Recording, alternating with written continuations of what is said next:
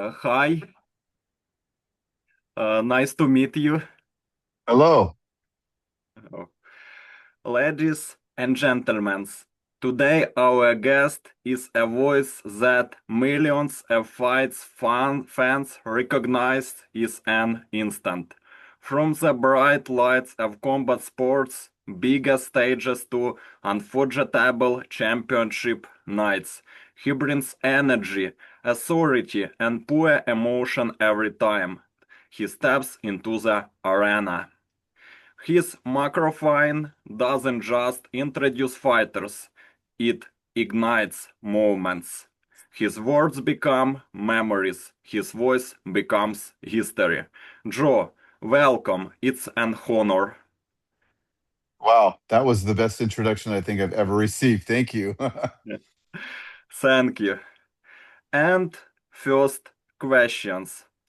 What was your earliest memory connected to sports? Oh, goodness. It would go way back. Probably the first baseball World Series I ever watched. 1985. It was the Kansas City Royals and the St. Louis Cardinals. And watching Ozzie Smith at shortstop for the Cardinals was exciting for me. George Brett, of course, on the Kansas City side. That was really my introduction to loving sports.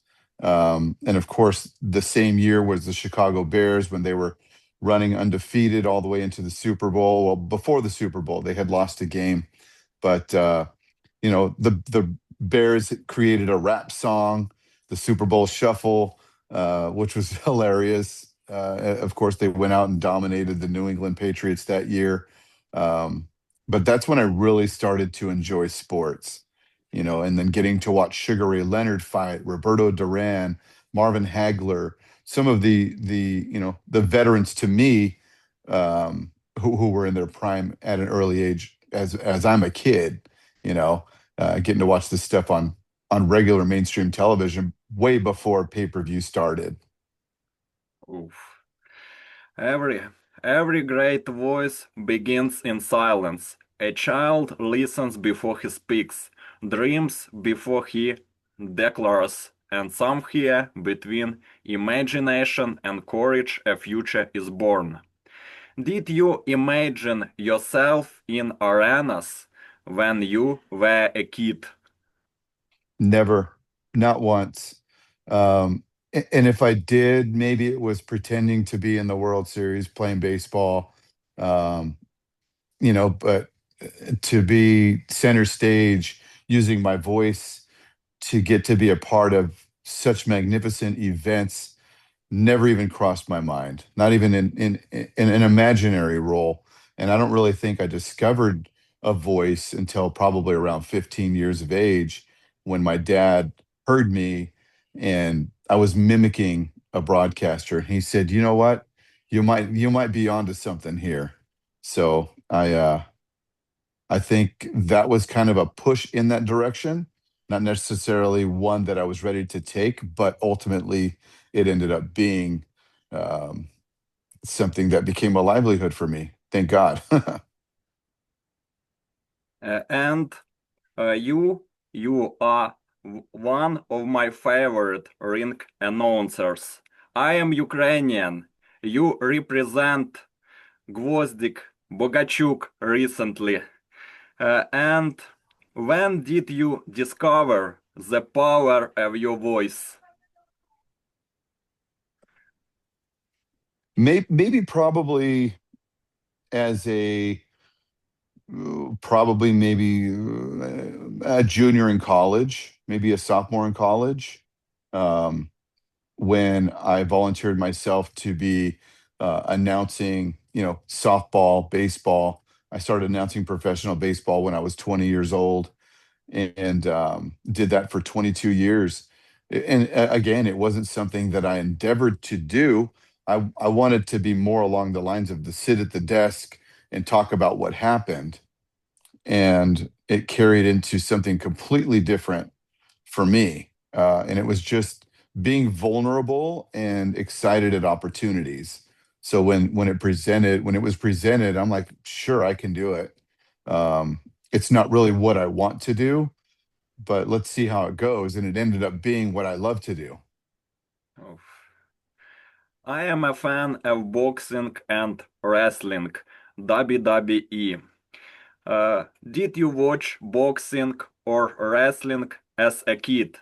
And who was your hero? Oh man, I was a Hulkamaniac.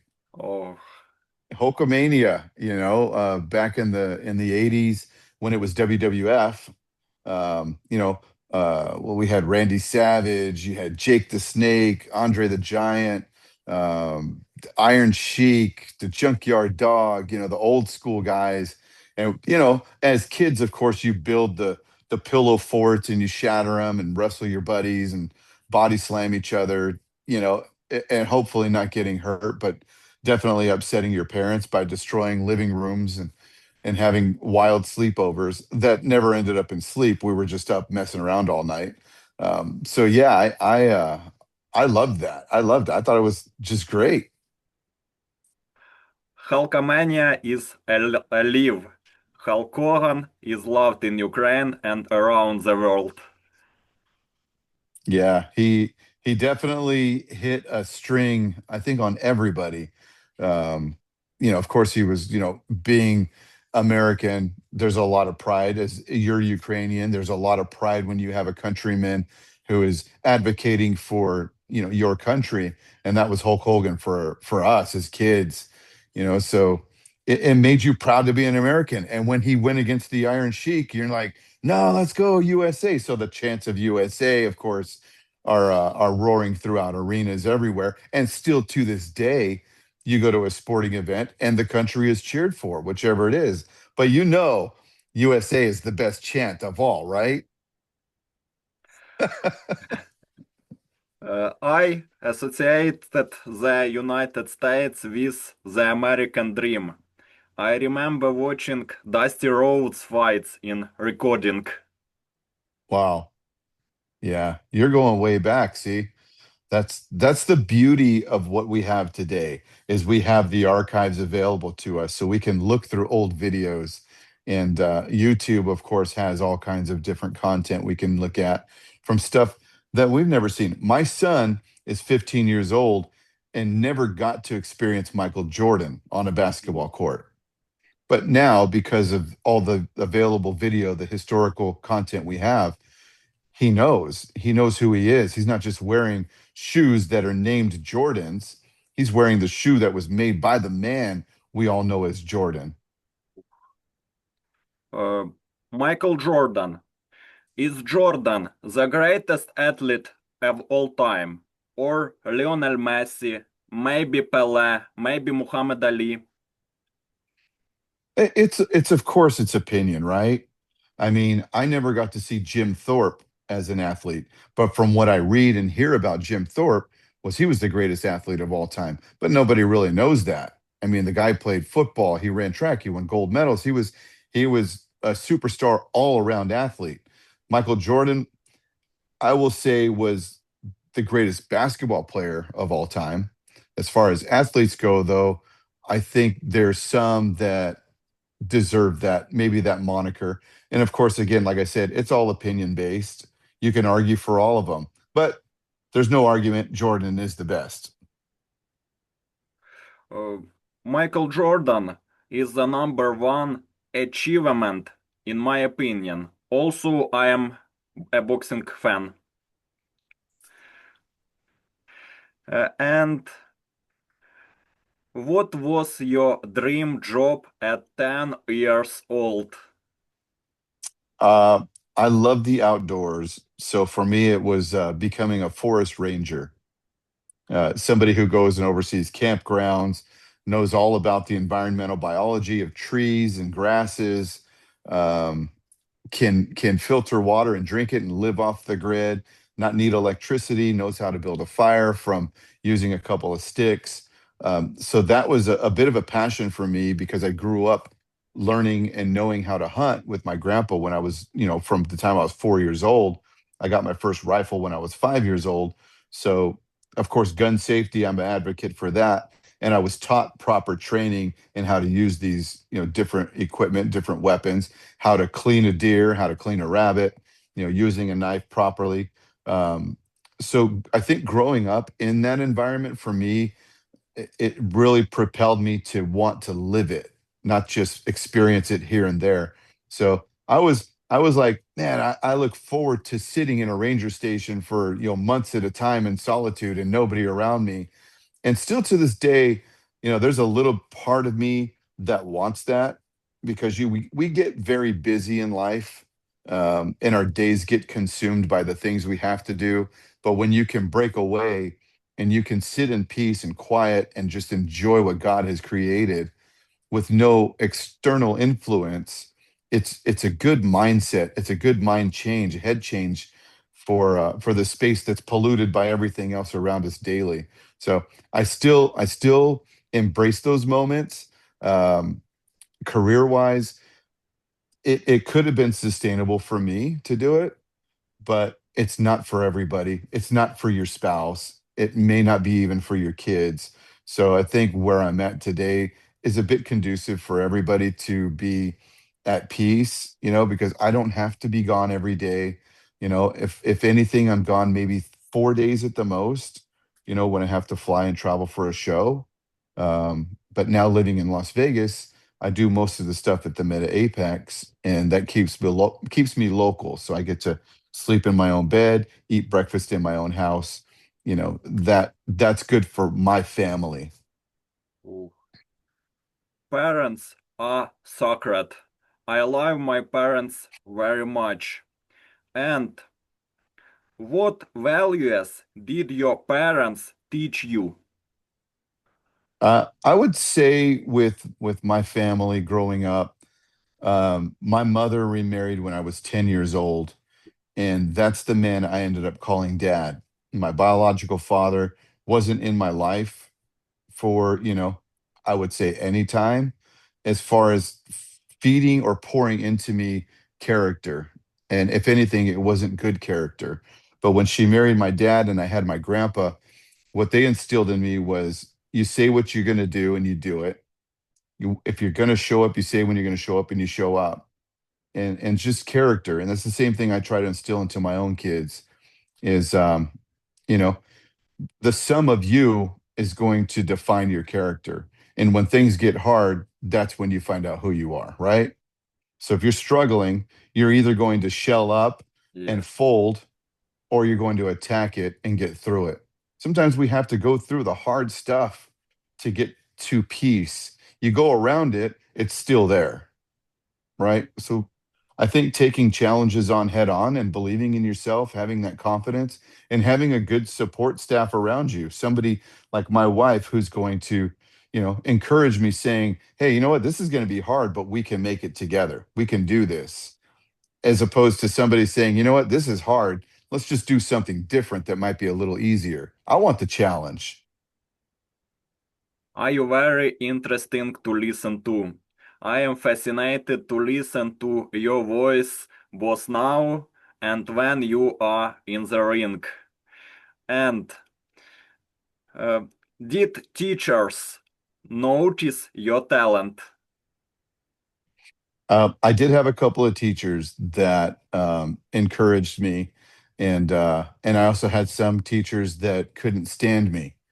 So I had a good balance there where I wasn't too excited about who I was, where it kept me humble, but it kept me hungry. So yeah, there were some. I had a music teacher when I was in high school. His name was Tim Garvin, and I wasn't a bad student. I was maybe a little bit under challenged, but he understood me, and he gave me pieces that pushed me to be better and take on challenges that, I had a solo. I played a musical solo on my instrument, and I was like, me? You're picking me to do this? Because he believed in me and my abilities. And, I questioned my abilities. And by challenging me, I learned that I could do it. So that was very positive for me. And, it helps you not just musically, it helps you socially, it helps you even economically. All these things that we grow up learning in life are life lessons that we can use forward into situations. They may not be the exact same situation, but you can still apply some of the learned behaviors and talents that we have to them. Oof. And what would young Joe think about you today? Oh, I think he would be very excited. I think he would. You know what's funny is I I get a lot of kids that are just blown away how like, oh, it's so awesome what you get to do. But my own kids, they really could care less. My kids are more like, it's just what you do. Like that's your job, Dad. It's not a big deal to them. So that also is another way that I get to stay grounded and humbled. My kids are not praising me and, yay, dad's amazing. Nothing like that. It's dad, what are you going to make for breakfast? Or dad, can you take me here? Just regular life stuff, right? And it's fine because I get to be the authority in the home. But I also get to be the teacher in home. And that helps me to instill values. It helps me to fail. As a parent, I fail often because I don't say the right things all the time. I might hurt your feelings a little bit, but it teaches me that compassion too, that everybody's different and we all learn differently. So when you remove your expectations and accept a person for who they are, but still can apply some of your teachings to that. Now you find that balance too. My daughter is very musically gifted. She can sing. She loves martial arts. She's a huge UFC fan. But my dreams weren't for her to fight or play music. My dreams were her to be a worship leader in a church, and singing in the church and doing all the things to glorify God. But that wasn't her path. Not saying that she doesn't love the Lord, excuse me, but it's the way she does it that's unique to her. Same with my son and my other girls. Like they have their own relationship with Christ. And to me, that's like, hey, God will do the rest. I've shown the path. They will go down the way they want to go. But ultimately, as long as they love the Lord, that's all I really want. I don't care what they do in life. They can flip burgers at McDonald's. If they're happy and loving doing it, then they're doing what they're supposed to be doing, as far as I'm concerned. Oof. I want to uh, tell us about your first performance as a ring announcer. When was it? It was January of the year 2000. It was Maywood, California, East Los Angeles, in a very small municipal building, like a gymnasium. And to be honest with you, I had no idea what I was doing. I Gymnasium. studied, I'm sorry, Gymnasium. a gymnasium. Oh, Yes. Yes. So I studied like Jimmy Lennon Jr., Michael Buffer. Those were the two guys that I thought did it the best. And they were really the only two guys that were doing it when I was watching. So I kind of built myself into a hybrid of the two of them. I don't want to be any over the top announcer. I want to be clean. I want to be precise. I want to say things correctly and and not be noticed. If somebody notices me, whatever. If they don't, that's even better because there's no problem. When they start noticing you, they find problems with you. But if I'm quiet in the shadows, okay, he did a good job. They don't say a word. That's fine by me. I don't need praise. I listened to you in fascination on the eve of the Canelo Triple G2 fight. I want to talk about the fight Canelo Triple G2. And what did it mean to you to announce a fight of the magnitude of Canelo versus Triple G2? Well, for me, it was definitely a pinnacle moment. It was a high moment in my career, something that I had worked for. and started to imagine doing a very, T-Mobile Arena, the very last HBO pay-per-view. I did the undercard for Canelo Triple G, the first fight, but when I was asked to do the second one and get the main everything, the electricity in the arena was so wild. You could feel just your body, shaking, trembling, the sounds moving through you. It was something like I've never experienced before. I've experienced it since, but the first time you will always remember. And to see two of the greatest fighters in the world at that time go toe to toe for 12 rounds was just it was an awe moment for me. Like, oh, does it get better than this? Right? Oh. So very exciting. As I remember, I had ants on my body. Also, I watched it on TV.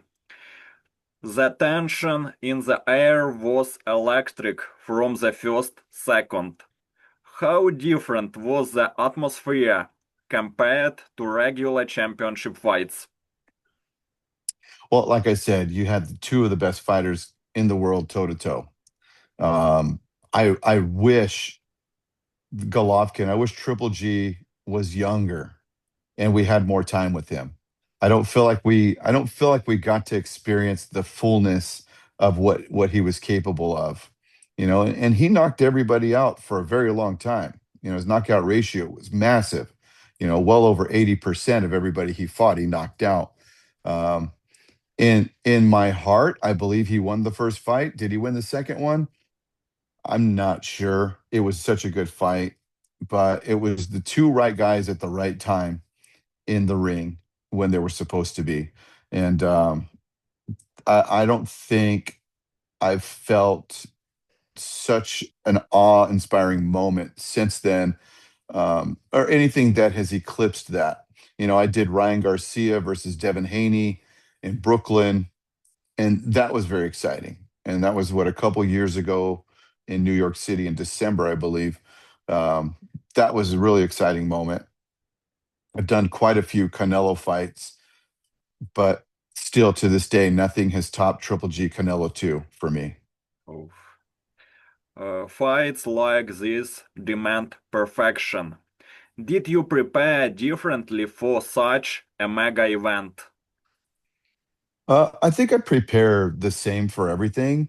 There may be a little more nerves involved when it's such a an event as that, as grand as that, because so much more goes into it. You have media week, press conferences to attend and host, and weigh-ins to host. One of the things about that, when we did the weigh-in, Triple G was, I believe, fighting out of the red corner, and Canelo was in the blue corner. But when we did the weigh-in, I announced Canelo first, and they go, "No, Triple G's going first." And I said, "But Canelo's in the blue corner." So nobody told me this. So I do all the stats for Canelo and Canelo doesn't walk up, and I'm like, "What's going on?" And they said, "No, Triple G's going first, and then tomorrow Canelo goes first." So nobody told me this stuff, and it kind of made me look like a fool. So again, I'm into humility. I don't mind being humbled, but I don't like being embarrassed. And I feel like I wasn't prepared by anybody for that moment, what they had decided to do. So it upset me a little bit, and it made me feel like I looked like a fool just looking back on that. But again, I'm okay with being humbled, staying grounded. That's fine by me because I know, first and foremost, this is not about me. This is about Triple G and Canelo. It's about the blue corner, red corner. Whoever's fighting, that's who matters. Joe Martinez doesn't matter, unless he screws up. Then he matters, right? Oh. How loud was the crowd when you started speaking? I couldn't even hear myself. Couldn't hear a word coming out of my mouth. I couldn't hear the speakers coming down on me. So you just roll through it. And I'm hoping that because it's so loud and I have a microphone, of course, that I don't hit wrong notes, because I didn't have an earpiece to feed what I was saying back to me. It's like when you watch a concert and the musicians have the earpieces in so they can hear what each other's playing because it is so loud. You know, you and I, who are in the audience listening, sounds amazing. They can't hear the same thing we can. So they have to have the audio pieces in their ears so they can hear each other's cues and, beats, make sure everybody's on rhythm. I didn't have that, unfortunately, but I think I pulled it off okay. Nights, nights like that define eras. Did you realize this fight would be remembered for decades? I think I did. I think I did. I cherished absolutely every moment of it, which is why I can still recall most of it, um, because it mattered so much to me. I strive for perfection, and to give the promoter, the fighters, the fans the absolute very best that I can, that I'm capable of, and I feel like I did that night. I felt like my voice was strong, my mind was right, I was focused, and yeah, I think that fight should be a Hall of Fame fight that people will dig up and remember because that's what boxing should be like. The best should fight the best. There's too many sometimes pay-per-views that I feel like we get fooled into watching. I would have loved to had Mayweather fought Pacquiao maybe 5 years before they fought. You know, Yeah. um, it's like Chuck Liddell, Tito Ortiz. That legacy of fights they were so good they shouldn't have fought a third time when they were old men. There's things like that that happen sometimes because somebody wants to make some money, which I understand. But we have a new breed of boxing. I believe there's a new era of boxing now, and I'm speaking of Zuffa boxing. I think with Dana White behind that, Nick Khan, and the team that's assembled into the sweet science of boxing, that the fans are going to get rewarded. It's not like we've been punished. We've had some good fights, but I feel like now we're going to get high level fights frequently. The right guys fighting the right guys at the right times. No ducking, no hiding. Come out and get it. You want it? Here it is. Many fans of Triple G and Saul will listen to us. In my opinion, it was more than sport, it was legacy. Was there anything personal between the boxers? Is it poor sports? And could you feel the rivalry between the fighters in that moments? Yeah. On the personal side for the two of them, I couldn't really say what was behind the scenes going on. Um, but I do know they wanted to beat each other. And that's going to make a fight great. When neither guy is expecting to lose, both are trying to win. Um, and they have their fan base, of course, that is cheering them on. The atmosphere, the boxing atmosphere. When a British guy comes to America, Ricky Hatton, when he would come to America, you had the Hatton crazies. There's only one Ricky Hatton, and they're cheering up and down the casinos and waving the flag.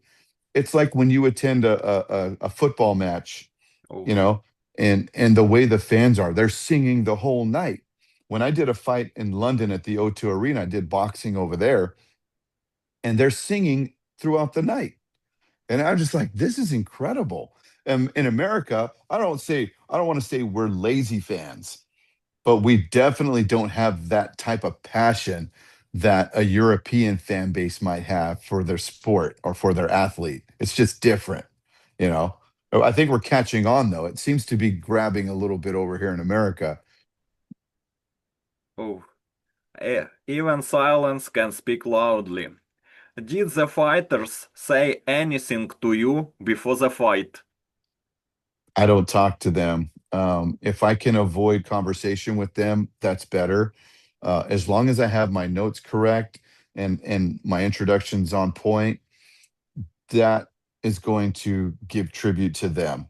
And doing that correctly for me is better than having a conversation.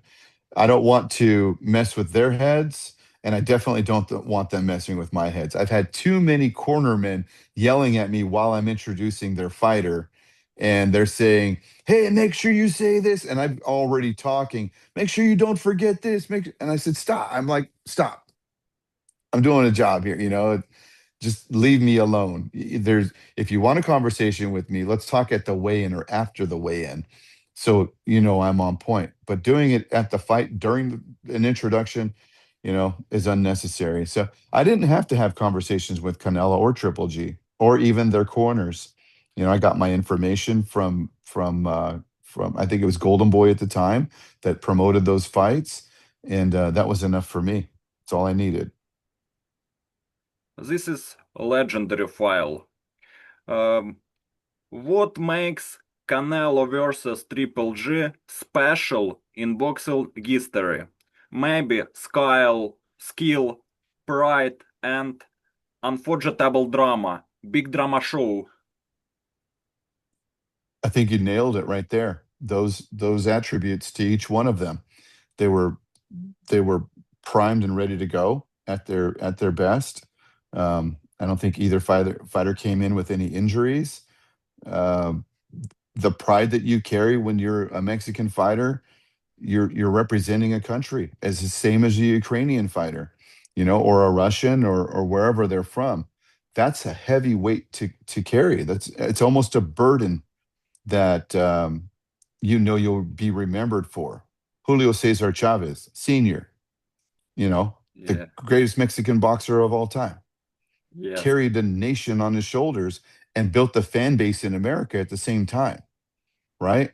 yeah, And of course, Mike Tyson, the greatest heavyweight of our generation, comes out and puts heavyweight boxing on the pedestal. Like, have we had heavyweights like that since? We've had very good heavyweights, but we haven't had a Mike Tyson like fighter yet.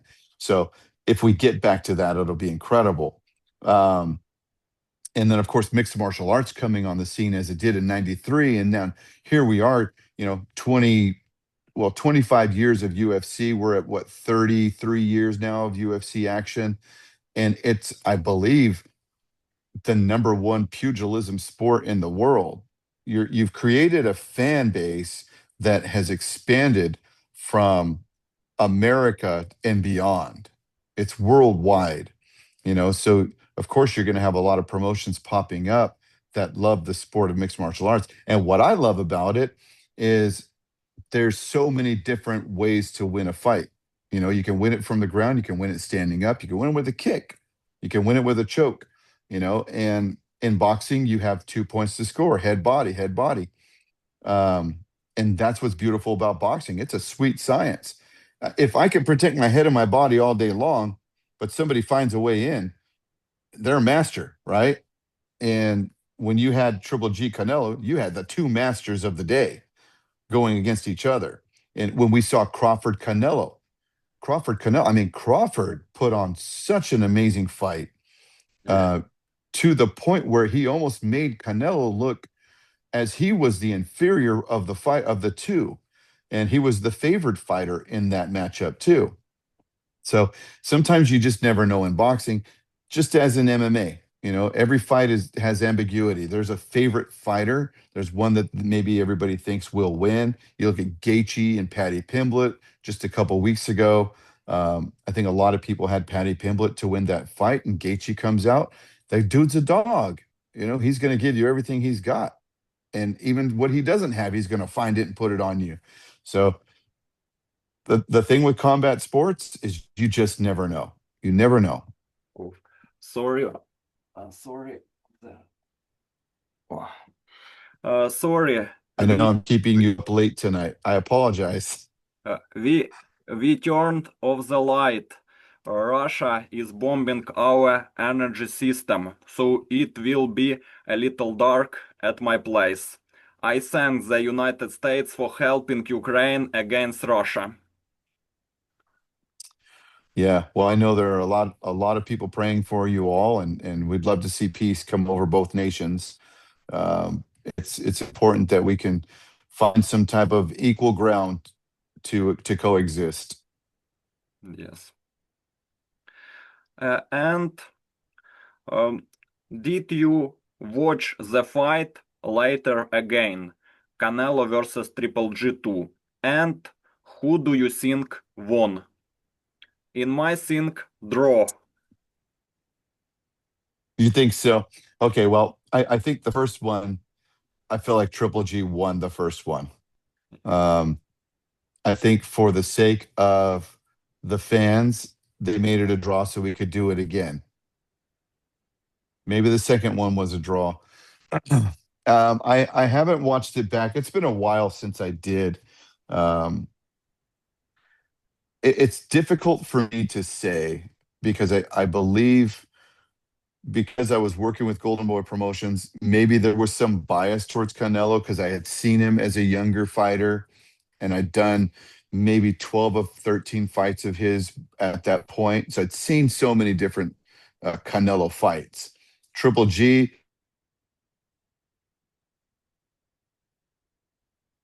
front of him because I knew what to expect.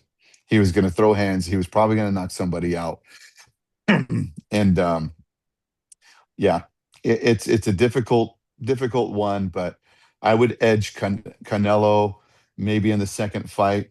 The first one I thought Triple G had it though. Now, let's talk about your career at UFC.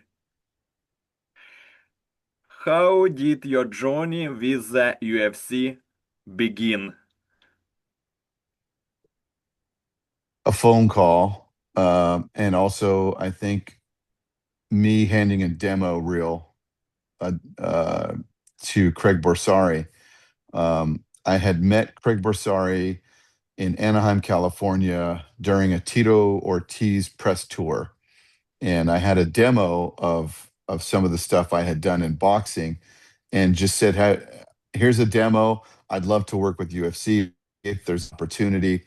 Um, Not with any expectation because I know they get blown away, I'm sure, with people sending them demo reels every day. But then I got a phone call by Reed Harris in 2006 to go announce the World Extreme Cage Fighting event, WE, in Lemoore, California, and I accepted and went up there and had really not much of a pulse on MMA. I didn't know a whole lot about ground game, jujitsu, and all that. Um, but when I was asked to do it, I was all on board, and the event was fantastic. Razor Rob McCullough, Eddie Wineland, Uriah Faber. We had a lot of A-lister fighters in the game at that point with the WEC, and that was the beginning for me of a wild journey that I'm still on today. I signed on with WEC in 2007, did my first UFC in 2012, and that's what I've been since as far as mixed martial arts. And of course, I've done Cage Warriors out of London, England, and those have been worldwide as well. Matter of fact, I did a fight in Grozny, Chechnya. I did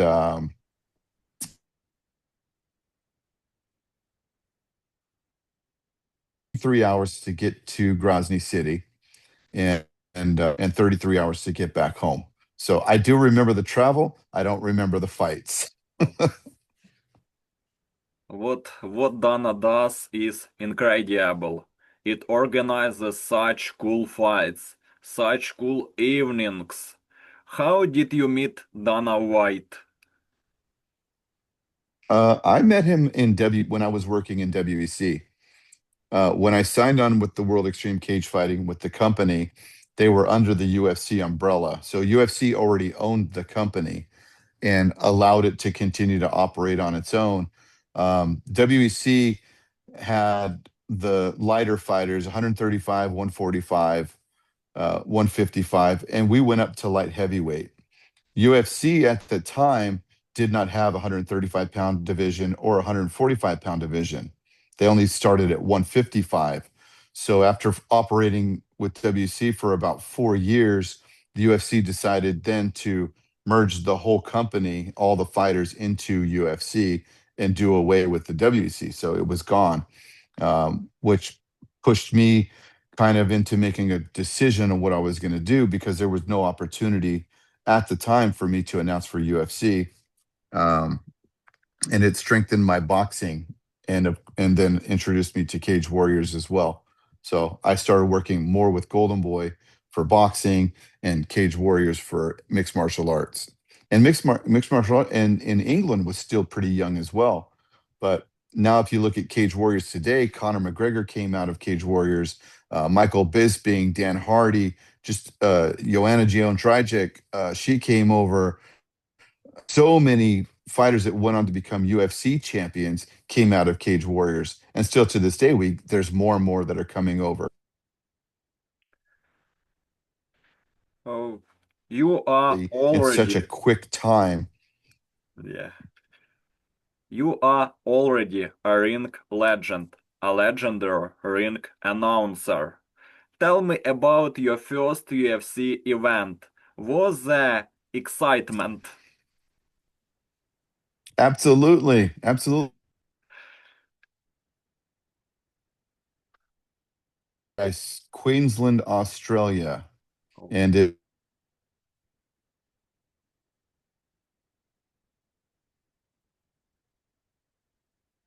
is being and Luke Rockhold fighting in the main.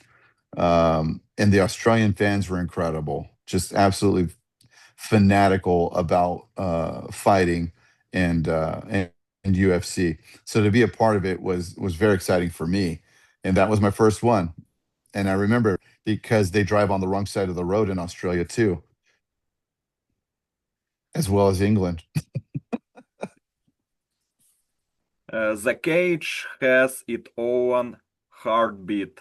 What surprised you most when you entered the octagon? Uh, how big it is. It is a big octagon. The WEC had a smaller cage, but the octagon is big, and that was different.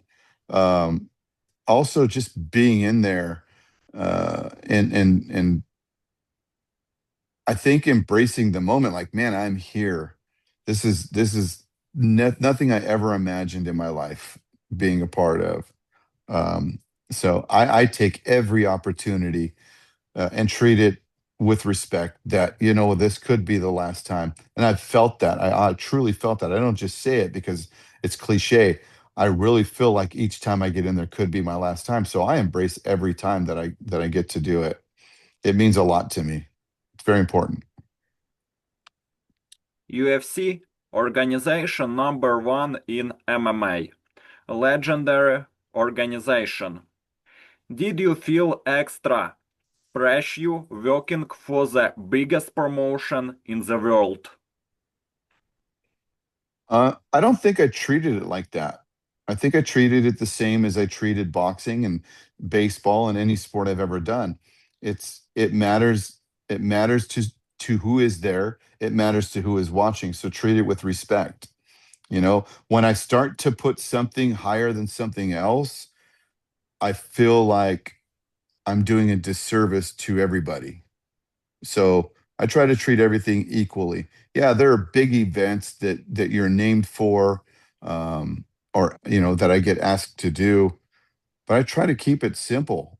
You know, to be honest, I feel a bit silly that the position I'm in is a bit glorified by people because I just say names. I say where they're from, I say their name, I say their record, their height, and their weight. And it's as simple as that. If I do it well and people like it, I appreciate that. That's what I want to do. I'm not going out there to just here's Michael Bisping. I want to put power behind everything that comes out of my mouth. And when I don't feel like I have the power, I feel like I let people down. I feel like I let myself down.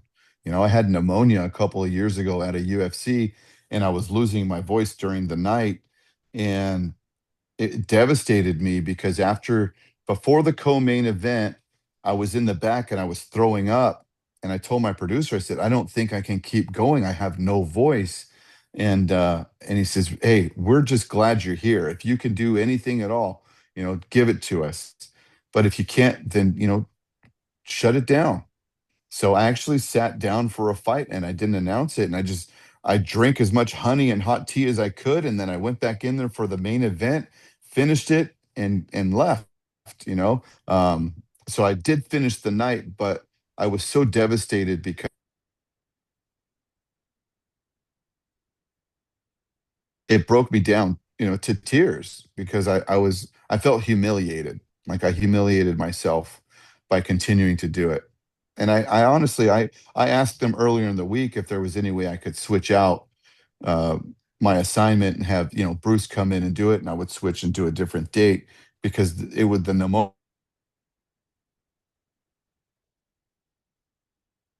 suck it up and get through it. But then I started throwing up, and as I'm throwing up, I could just feel my voice go away more and more. And I tell you, man, just as fighting is humbling, I train Muay Thai and do some jujitsu, and that's humbling every week as well. So is announcing. Like anything we do in life that we put effort and heart into, if we don't do it to the way we want, we can break down. I feel like we let ourselves down because we feel like maybe we let somebody else down. That's why you'll see a fighter sometimes walk out of a fight crying because he poured himself into that moment and he didn't achieve what he set out to achieve. It's a sad world we live in sometimes, but there's always a second part to it. There's a story of redemption that comes with it if we continue moving forward, and there's tragedy if we don't. So nobody wants tragedy. Let's keep working hard. Your voice sounds especially driving. Each voice is special, from Bruce Buffer, Michael Buffer, Diamante, and others. But but your voice sounds especially driving. How did the fighters react to your voice? I never really know. I know a lot of these guys, and I will say that sometimes I feel like they're looking at me like, this is a head game that happens to me. I'll be announcing a guy and they'll be expecting me to get in their face and yell at and scream at them because Bruce has a special, unique way of doing things. And that's not my style. So when I'm doing UFC and I'm not in their face, I feel like they get maybe like, "You're not Bruce, where's Bruce?" And they're probably not thinking that or even caring who's doing it. They just want to fight. But that will go through my head sometimes if I'm not getting any reciprocation from the fighter or from the fans.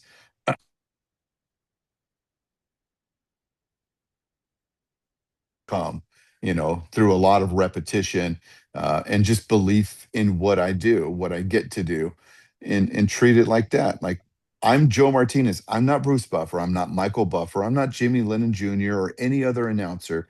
I'm me, and you're going to get what you get. You're going to get me, and you know,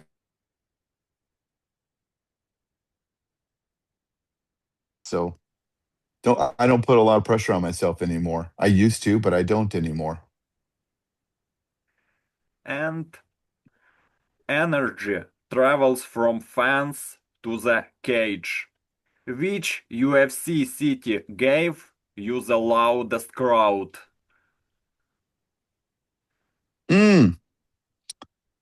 China was very Shanghai, China, um, loudest crowd. Man, China. could have been, could have been China, could have been Perth, Australia. They were very good. Trying to think of if I have a favorite UFC event. Vancouver, Vancouver, Canada last year was a lot of fun. There's just so many. I think everywhere we go, the fans they're on point. They're ready. They're ready. And we will hit some smaller cities in the world that maybe not as well known as say Las Vegas or Los Angeles. We'll go somewhere like Des Moines, Iowa, which still has a big fan base, and they show up, and they'll show up from the first fight till the end. They'll show up before the gates open just to be a part of the atmosphere. So I appreciate that. I don't mind small city crowds. What's special about China? Are there a lot of them? Are they screaming? Uh, they, I think because of karate coming from martial arts being kind of a staple to the country itself, they appreciate the mixed martial arts, and they're becoming more versed in it as well, understanding the different ways to win fights. So conceptually, it's opened them up to experience more. Same as us. I mean, for a very long time, America was just boxing, and when boxing or wrestling, right? When mixed martial arts came into play, they're like, "Whoa!" It was a wow factor back then, and now it's just mainstream. So there are no surprises anymore. And maybe someday a new form will pop up. I just saw the other night we have um, car jujitsu, where you sit in a car, you're in a seatbelt, and there's your opponent's in a seatbelt. Have you seen? And your goal is to take their seatbelt off and submit the person in the car. So you're doing jujitsu in a car. So people are very creative with ways to fight or compete. Respect begins with pronunciation. What is hard to learn all the international names? Well, I'm grateful for phonetics. When we do UFC, we have the fighter actually say his own name, and that gives me a gauge on how it goes. Like Makhachkala, Dagestan, Russia, or a person, Vozdik, Alexander Vozdik. It's not spelled as we would spell it in America, but I write it the way we would spell it. So Vozdik is Gvozdik, right? In America, it would be Vozdik.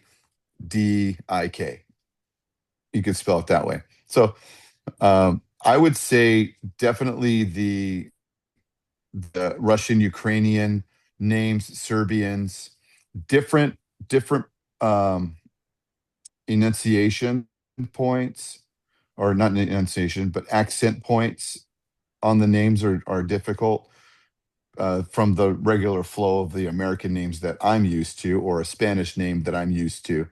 Um, So, but I love a challenge, and I love the Asian names. The Japanese, the Korean, Chinese. Wong Tong. It's just there's different flows to them, and that's what I endeavor to do. My goal is to make sure I say where they're from correctly and their name correctly. If I get those two things, everything else can be terrible. Or yeah, I might not have a job if it's terrible, but I do pride myself on saying things correctly. Names. Violence and beauty of sport together. What fight gave you chills while announcing? Oh, let's go to the Korean Zombie and Max Holloway, and that fight gave me chills. The night gave me chills because when the Korean Zombie walked out to his song, the entire arena was singing it, and they love him so much that it just blew my mind. I'm looking around, just getting goosebumps all over my body, getting the chills all over my body, watching him walk in. And the two of them going into battle was historic. It was so good. Holloway ended up winning with a knockout, but the respect that each fighter had for each other afterwards even was was admirable, and I appreciated that. Excellence is the minimum. What did working in UFC teach you professionally?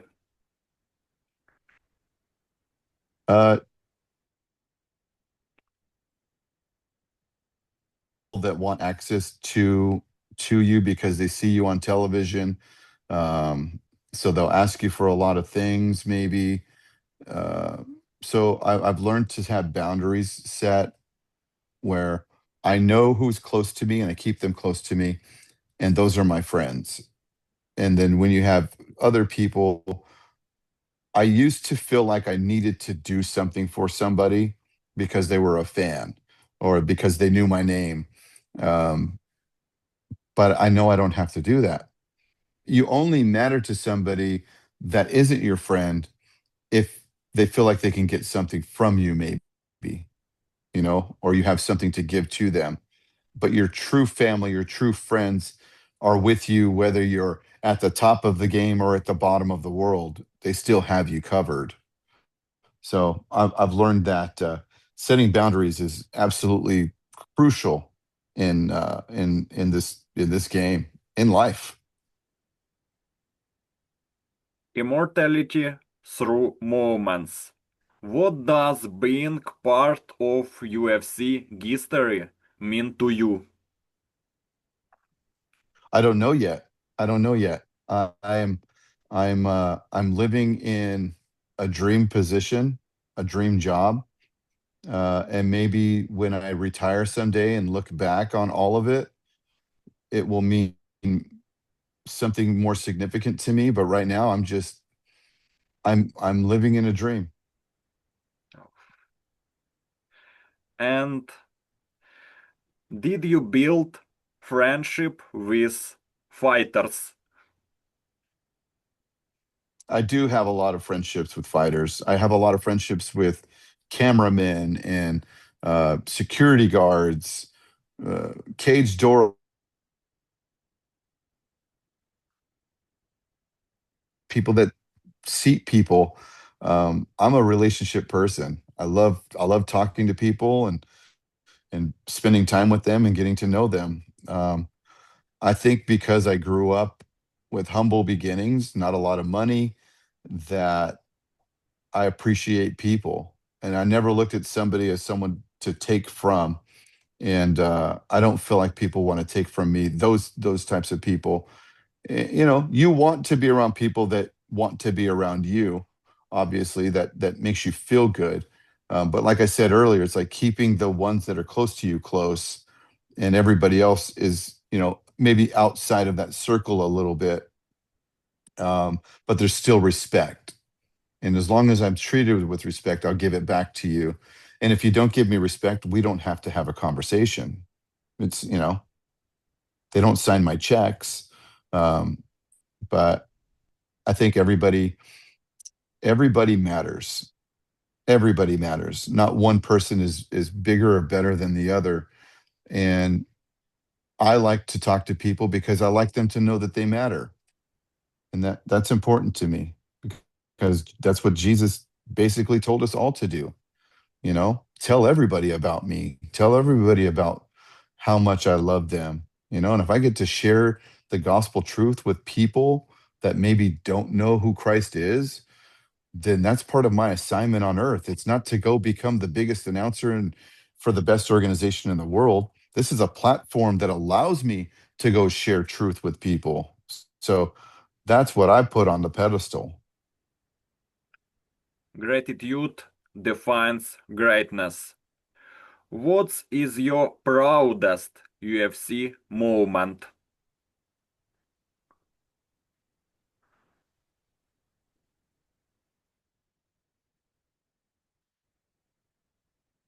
When the company is doing well and the right things are happening, watching maybe a kid who has dreams of going to an event and somebody gives him tickets and he gets to go and he's excited, or me even being able to give somebody access to a show or a weigh-in or take them to the Performance Institute over here in Las Vegas. That's awesome. Those moments matter so much. I get to do this all the time. And it's easy to get complacent because you're so used to doing it. It's like waking up. Oh, I'm just going to wake up. I'm going to go eat some breakfast. Things that we are so used to doing are normal. But when it's something new to somebody else and you get to be a part of it, that to me is like, that's what it's about. It's about them. It's not about us. It's about them. What has God blessed me with that I can bless somebody else with? And when I get to do it, it does something to you. It's like the Holy Spirit overcomes you and fills you up and you feel joy and happiness inside, you know? Something that we don't always get to experience every day. But I get to wake up every day and go to Extreme Couture and watch the best fighters on the planet train. I get to hit mitts with fighters. I get to do Bible studies with fighters. There's so many amazing things that my career has led me to, different trees of this world of my life that I get to hang on to. And that's fun for me. And it's rewarding. So rewarding. Finally, let's talk about the promising Zufa project. I have high hopes for this promotion. I wish Dana White success. I believe that Dana White will make this organization number one in boxing, how he did it with the UFC in MMA. What was your first reaction when you heard about Zufa entering boxing? Absolute excitement. I was I'd known about it for probably 6 months before it was publicly announced, and and it was for me is like, finally this is going to happen. It's something that I truly anticipated happening. It was presented maybe about 4 years prior, and maybe 5 years, that we were going to get into boxing, is something like that. And it never happened. So when it was presented again, I was like, okay, I've heard this before. I'm hopeful, but there was a little bit of doubt. And when it was finally presented,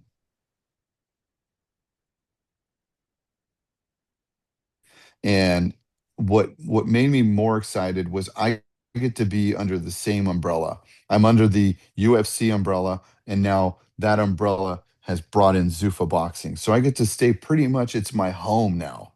I don't have to go work in other promotions elsewhere. I get to stay home with an organization that I truly believe in. I mean, I've put my career in their hands. That's how much trust I have with Dana White heading up this Zuffa boxing, and how much trust I have in UFC. I moved my family to Las Vegas, Nevada, because I have so much belief in this company. And I'll tell you, I miss my old home. I miss Georgia when I lived there for 4 years. My mom's back there. I have friends back there, and I was very hesitant to move to Las Vegas, but we did it in 2022. I brought my family over here, and I've made so many amazing friends. I feel like my relationships are stronger here than ever, and than anywhere I've ever lived. But I still have a lot of friends everywhere. But here I have people that I share my day with, that I never would have before. And it's incredible. So I'm excited. I believe we're on the right track. I believe Zuffa Boxing is on the right track. It has the right people with it. Um, I believe we have an awesome team as far as the talent goes. Joe Tessitore, Max Kellerman, Andre Ward, Antonio Tarver, and on and on. And it's like superstars. Like, I loved watching Andre Ward fight. But Antonio Tarver was one of my favorite boxers. And I get to sit next to him and talk to him about, his day, his mind right. But not only that, how he now is preparing himself for the broadcast side or for the coaching side. So that's neat. These are inside stories that I never would have known. And we all have a story, but when somebody sees you, they think you're just what you do, right? So if I see Antonio Tarver, to me before he was just a boxer. Now I know about his faith. I know about his love for Jesus, and we get to talk about that, and the fighters that he's leading into the ring, and how his regular life is. That's unique. I'm not just an announcer. You and I are having a conversation today, and I hope that you're finding out that I'm more than just an announcer, right? It's what I do, but it's not who I am. Opportunity meets organization. What would a Zufa style model bring to fighters? Uh, you're going to fight, and you're going to fight somebody that is on your level. I believe that. I believe the parity moving forward is going to create a class of fighters that will be the best in the world. And if you want to be the best in the world, you're going to come to Zuffa Boxing, because every week you're going to have to face somebody that is at, below, maybe a little, or above your level. So you're going to be tested. You're going to walk through the fire to get to the crown. That's what I believe Zuffa Boxing is going to do to the sport. And the Canelo Crawford fight flash made possible by the Turki Al Sheikh and Dana White. Could Zufa help create consistent super fights?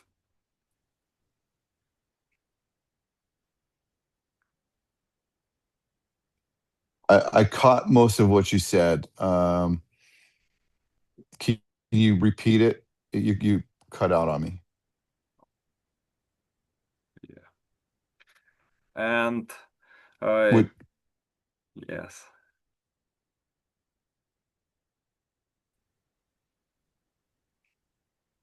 Continue.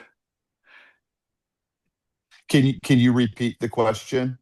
Ah, could Zufa make boxing more global?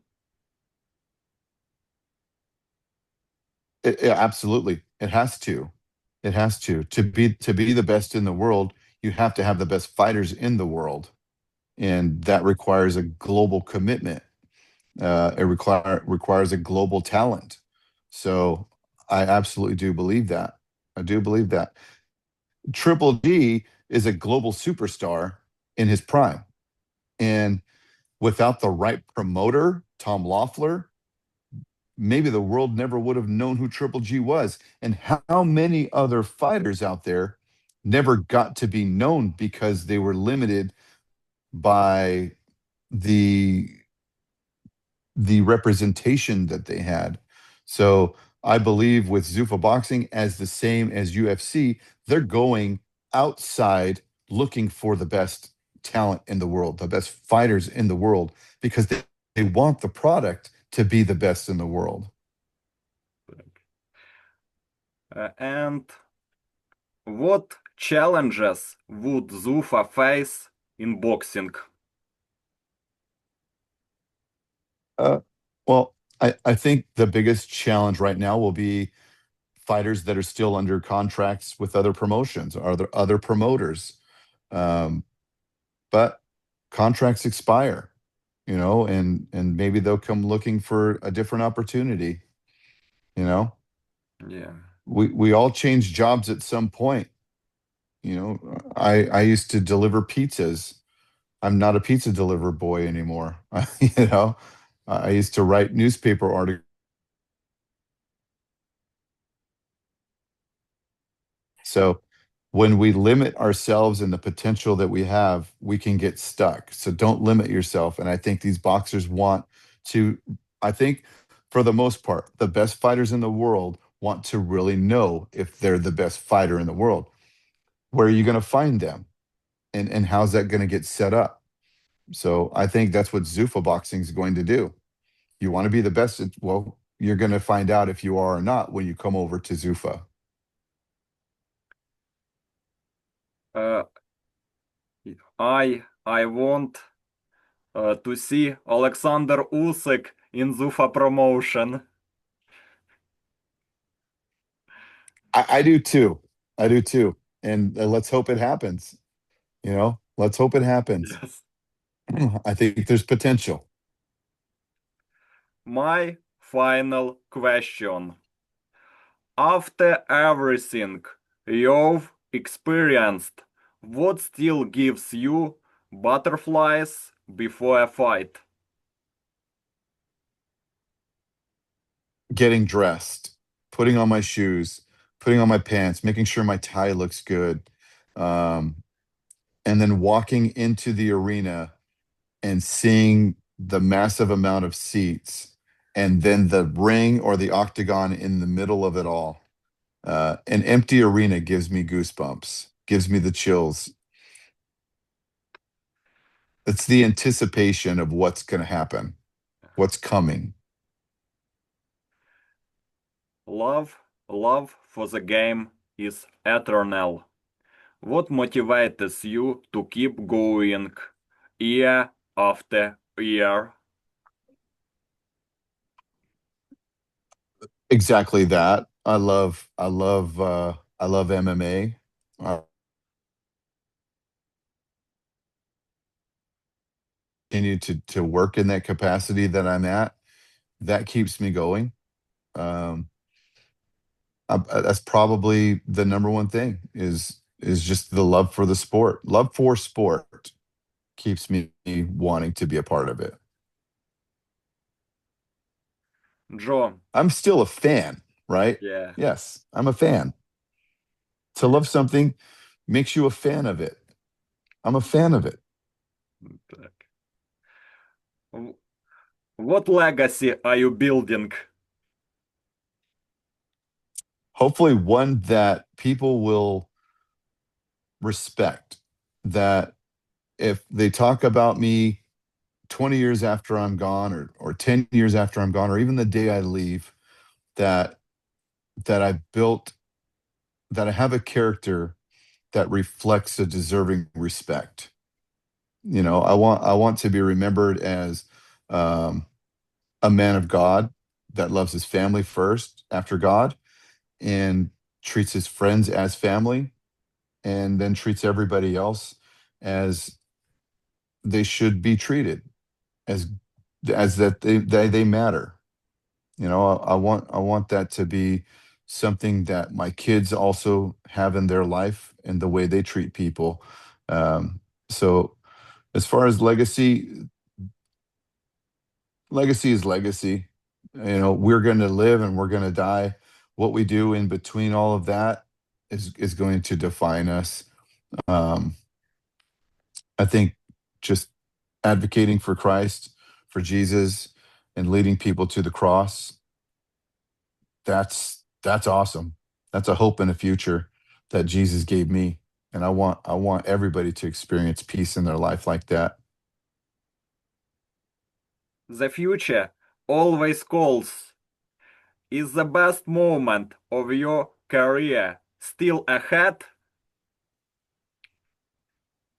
If we're talking career, sure, Yeah. sure. I try not to live in the past because you can get stuck in the past, and then you're living life in neutral. If I keep my foot on the gas and I'm in drive, I'm moving forward.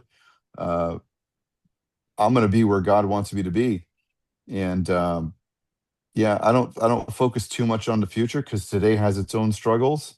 So I'm living for today. What comes tomorrow, we'll find out. Joe, thank you so much for your time, your openness, and for the incredible energy you bring to combat sports. Your voice has carried the biggest events, created legendary moments, and will forever be part of fight history. It's a true honor for me to speak with one of the greatest ring announcer in the world. Joe, I wish you strong health, many more years in the profession, and countless great nights where your voice introduces new champions and makes history. Joe, I also want to wish happiness to you and your family. Harmony at home and joy in every new day. Thank you. Thank you so much. Have been super kind, and I know that the language barrier has been different, but I think your English is fantastic.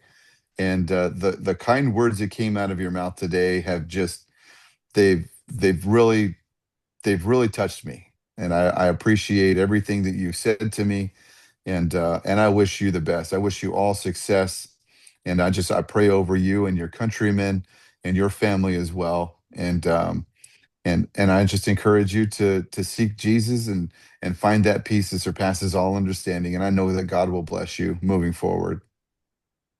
Thank you. Thank you for your support. You are an example of the American dream. Thank you. It was nice spending time with you today. Bye bye. Bye.